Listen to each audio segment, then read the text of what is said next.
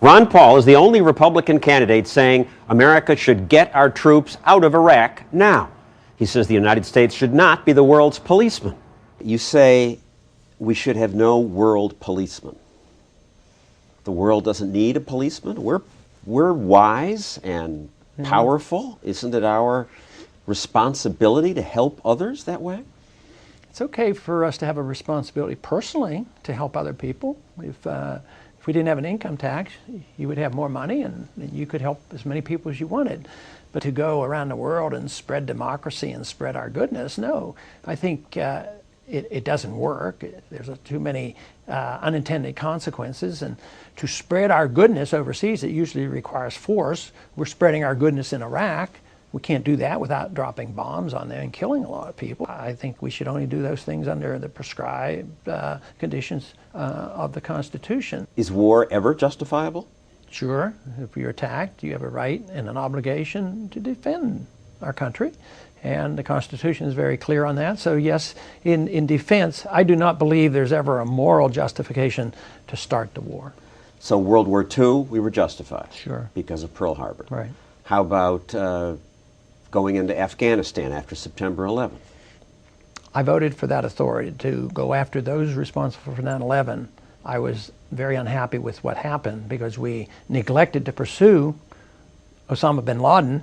We didn't pursue. But we were justified because he was there. He was supported he was there, by that country. And they committed a violent act. But that did not mean that they had the authority to occupy and try to transform Afghanistan, which is a problem that has not gone away yet. It's going to be growing. That is a perpetual problem for us because we did not do what we were supposed to do.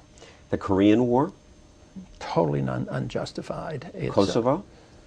Absolutely unjustified. Vietnam? A horror. We should just not have gotten involved. Right. How about the first Iraq War? They invade Kuwait. We should just say, not our business? It was a border dispute. Matter of fact, we told Saddam Hussein, who was our ally when we went into Iran, he was encouraged by us. So he told us, he let us know, then that he might do it. Invaded the next country and the next country. Well, maybe they should do something about it. I bet Israel would have done something about it, and I bet Saudi Arabia maybe would have talked to Israel. I think if it would have been left to the region, they might have taken care of Saddam Hussein in 1990, and we wouldn't have the problems we had today. But it's not our business. It's not our business. Even if there's genocide, terrible suffering places? No, because genocides, the Soviets did it, the Chinese did it, Pol Pot did it. I think it's a tragedy, and we can have a moral statement, but you can't use force of arms to invade other countries to make them better people. Our job is to make us a better people. If we don't attack them there, they'll attack us here. And I think the opposite is true. I think the fact that we occupy their territories, and we have angered even more people now. Our occupation has expanded tremendously from what it was like before 9/11.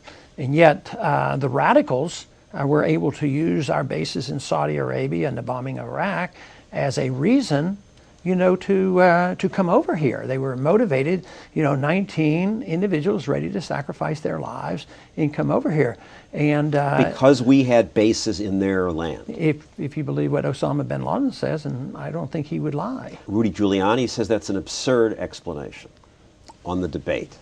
He did say that, and maybe he has changed his mind because I gave him quite a few books to read that have studied this rather well by CIA agents and other experts, and they come up with a different conclusion. I think logic tells us that I'm right on this side of the issue, especially if China were to do the same thing to us, and they were here, and they had troops in our land, and they said they were going to protect their oil.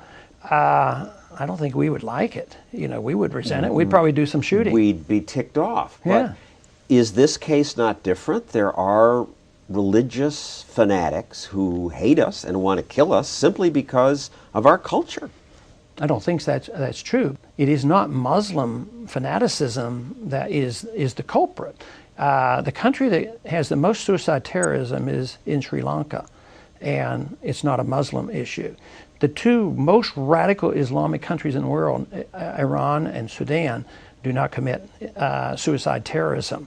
So that is not the litmus test. The litmus test is whether they interpret or we are actually occupying a territory that they resent. In the case of Saudi Arabia, that was holy land for them. You would pull our troops out of most everywhere. You'd pull American troops out of Korea, Germany, Middle East, everywhere. I would. It'd be several reasons. One, under the Constitution, we don't have the authority to just put troops in foreign countries willy-nilly, and we're not at war. I mean, where does this authority come from?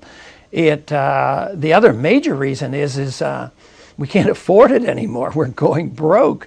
We're on the verge of doing what all great empires have done in the past: spread themselves too far wide around the world, and then they have to come home because the currency is finally devalued and depreciated to the point where you can't afford it anymore, and that's what the markets are telling us right now today.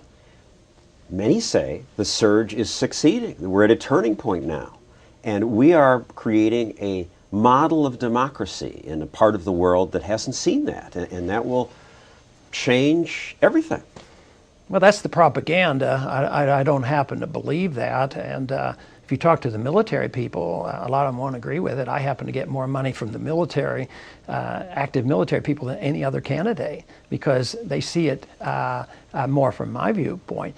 And if in most of Iraq some religious fanatic comes to power and has money to buy nuclear weapons, just leave them alone?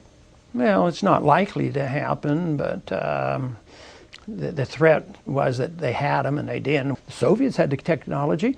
I was called to service in the 60s. I served 5 years in the Air Force. They were 90 miles off our shore, and they had nuclear weapons there. But we were able to talk to them. We took our missiles out of Turkey. They took the missiles out of Cuba. We should be talking to people like this. I think it's miraculous that we didn't have to go to a nuclear war with China or the Soviets, and they had a lot of them. But we didn't invade them in order to get rid of those weapons. It's the lack of diplomacy that is the greatest threat, not the weapons themselves. If North Korea invades South Korea, we should just leave it alone? Sure, but it's not going to happen. I mean, South Korea is about 10 times more powerful than North Korea. If China invaded Taiwan? Sure. Well, I mean, that's a border war, and they should deal with it. We should stay out of it. Yeah. If Canada invades Montana? I think that might be a little bit different. Because Montana probably could take care of it, but we'd probably help them out from Washington if that happened. That's a role for the federal government. Oh, sure.